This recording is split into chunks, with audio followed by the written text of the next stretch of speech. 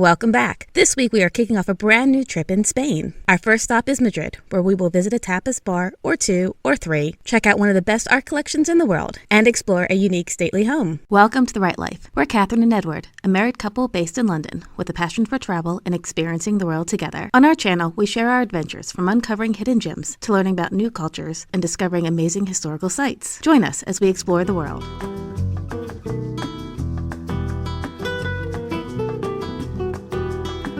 We are in Madrid. We flew in last night from London.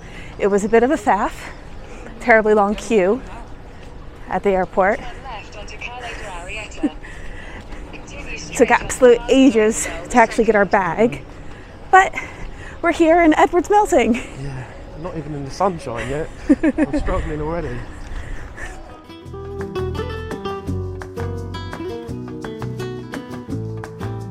It's been a symbol of Madrid since the 13th century, and it's a bear eating from a strawberry tree. Cool, right? About 4.5 hours in the Prado Museum, which is really a must-do here. Unfortunately, you can't take any photos. However, top tip, you don't have to wait in a crazy long line outside. Just buy your ticket online, even if not for another couple hours. Yes, fantastic. And it's definitely a museum you've got to go to if you like art. The Prado is home to one of the world's best art collections, and at its core is the collection of Philip II of Spain, who reigned from 1556 to 1598. Some of our favorites were Las Meninas by Diego Velázquez, The Garden of Earthly Delights by Hieronymus Bosch, Venus and Adonis by Titian, and a new to us painter called David Teniers, and his interesting work called Smoking and Drinking Monkeys.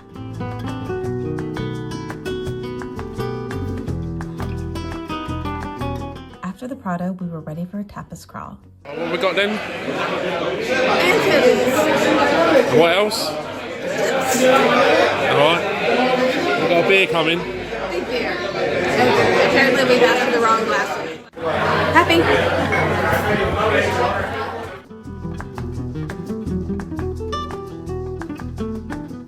Our next stop was Los Gatos, which along with its food is also known for its spooky decor.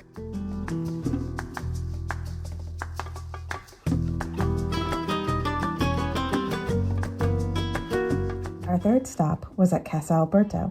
This is the building that Miguel de Cervantes wrote Don Quixote in. We enjoyed the history and the pork rinds.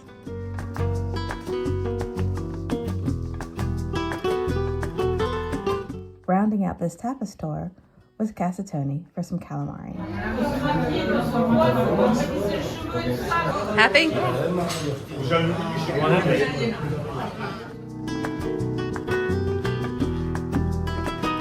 Are you having a good night? It's alright, yeah. A bit tired. Super hot. I know you are. So where are we? Bar in Madrid. As far away from the football as you can get. It's a little crowded tonight. Look, it's my happy place.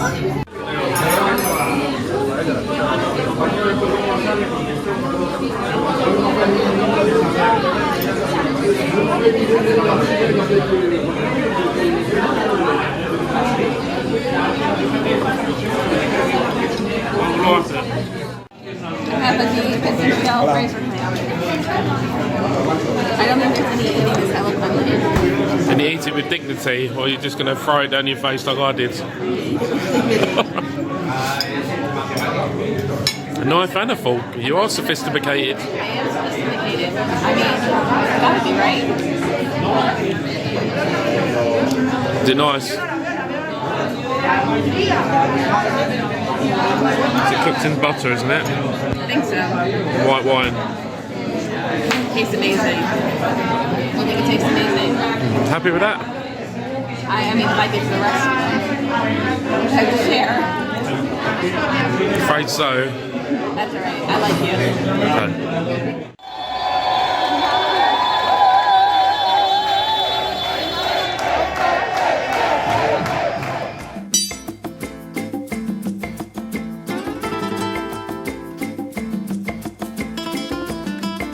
Morning, sweetheart. Morning.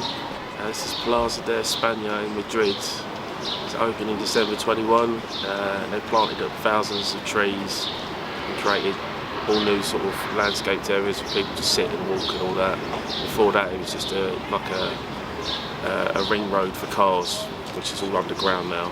So it's all beautiful, beautiful day. You've got the big statue up there, sun's out. Guns out? Guns out, yeah. Let me fix my hair in post. No. I need fixing because it looks awesome. At the Your moment. hair does look awesome. I know, it even looks darker, like you can't even see the grey. Well, you There's can. grey? I didn't realize. Behind me is a statue of Don Quixote and Sancho, who was his squire.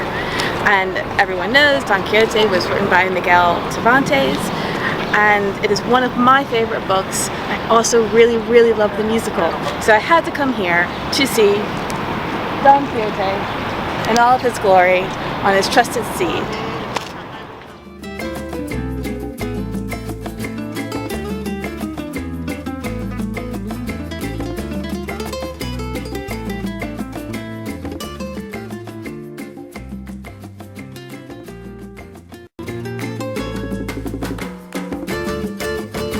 He's cute, except for a little horse.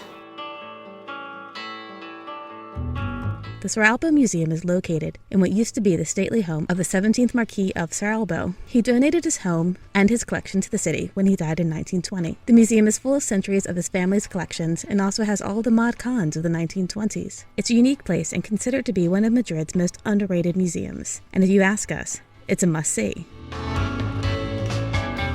It's a trip hazard if you ask me. Look at those crazy legs. The average age of people's life expectancy is like 45. I'd be dead by now if I'd lived in the 1800s. Because you would have tripped over I everything. would have tripped over that stool and gone out the window. And you wouldn't even make it into your 20s, you wouldn't, the amount of times you trip over. Can't argue You tripped that. over twice yesterday or even started drinking. Just going up the stairs. Yeah, you tripped up the stairs of the hotel room, and then you tripped over the pavement that was flat. I tripped all And then over you the tripped Prado. over in the museum because it was flat. Or was it me pushing you? You do push me. That's probably what you say. That's probably what you tell people, isn't Remember it? when you pushed me in Dorset? No. I remember when you fell between two cars in New Orleans and nearly died. I was looking around like this, going, where the bloody hell has she gone? And I walked around the corner and you're on the floor in the road. And that was before we'd had a drink as well.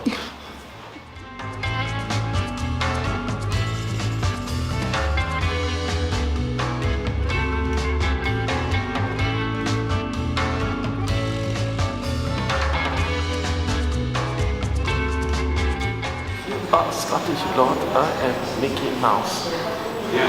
How are the tapestries? They're very good. Flemish. Mid 1500s. You're probably A 3275 weave with Milano wool. Worth about 70 grand. It's a Titian. And here we have his office. It's a bit overdone to me.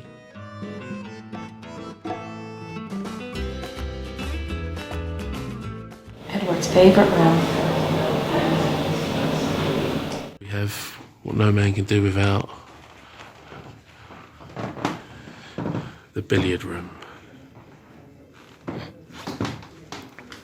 It's quite interesting because these seats were actually so that the women could sit and watch the men fight.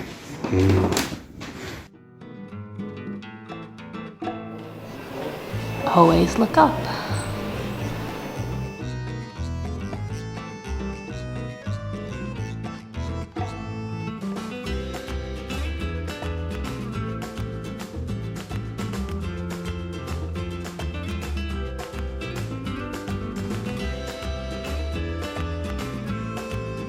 These brass and glass bowls would have been used for desserts, and that the whole table would have been decorated with flowers and fruits and stuff to make it really festive.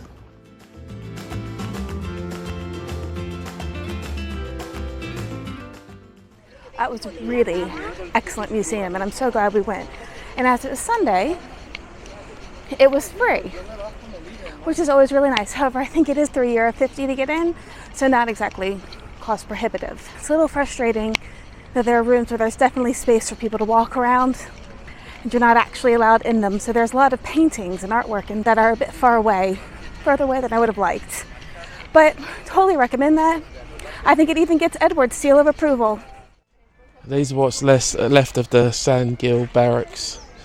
They were found under the current. All this used to be a road, and they dug it all up, and they found these, and then they put the road underground, and then they've moved these up to the surface, and it's now in the park. What year are they from?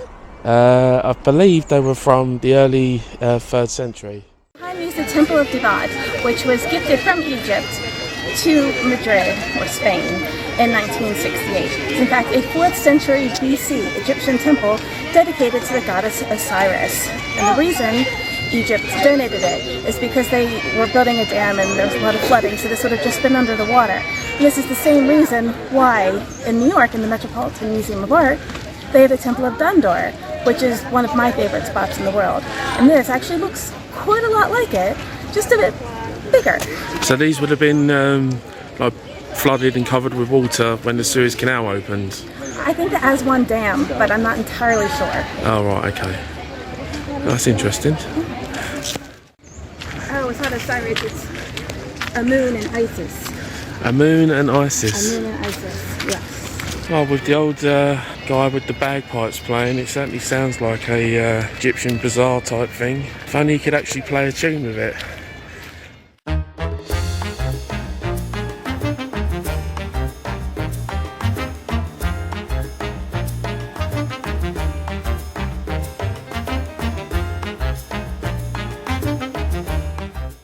After exploring the park and some people watching by the cathedral, we headed to the covered San Miguel Market for some aircon and seafood.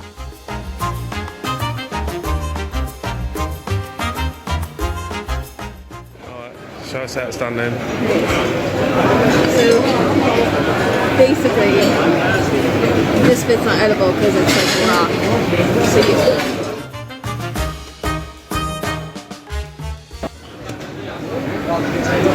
takes that dirty hat off. Nice. Yummy. Been at them for a while, have we? No, it's been ages, years. Well, we've finally come to the tourist ticket of Madrid, Piazza de Mayor. Just ordered a picture of sangria and some Pedron peppers. So, I'm going to sack it out here for the next hour. Expensive prices, mediocre food. Well, I don't know that, it's not turned up yet, but it's expensive. But, you know, you get the square and all that, so job done. What do you know about Piazza Mayor? Not a lot, actually. I know that you're a very lucky person if you own one of the apartments that look onto it. And I know that I'm sweating profusely. Basically, self-basting at this point, and the white meat on me should be ready to eat in about an hour and a half. And those that are into dark meat, it's extremely succulent at the moment. Here comes our drink, hopefully. Yes. Oh, hola. Hola. Hi. You've made it onto the holiday video. Peru, yes. This is sangria, which you must drink when you're in Spain, even if you're in the most touristy place ever.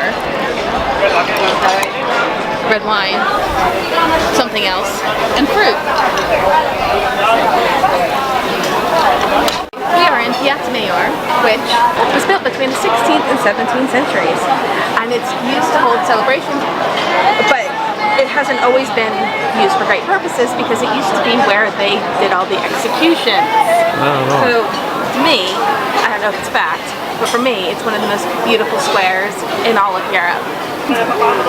What's the weather like at the moment? Hot. It is hot.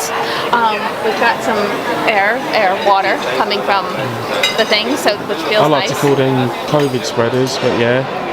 Whatever, I don't care anymore. I'm so hot. COVID can't live in this weather. No, it dies outside the human body. It dies instantly. Right, but caveat, not a doctor. What do we got? These are called Pedron peppers, and basically not hot, as in flavour hot.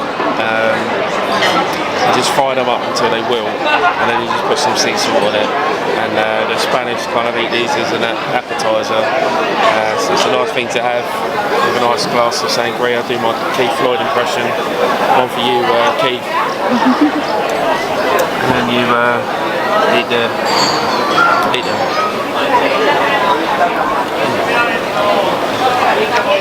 Seeds and all, beautiful, typical Spanish food. Lovely. You love this, don't you? What do you mean? I love this. I love this. I love this. Yeah. I'm sweating like a Grand National winner. Thank you for sharing. Small beer in Spain. My hand for Fried cod in Spain. I think.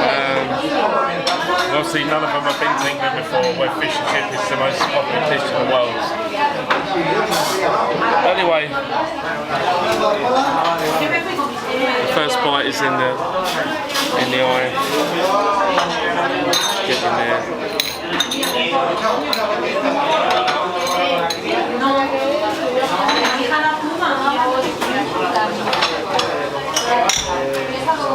Jesus, this might be the best cod I've ever eaten in my life.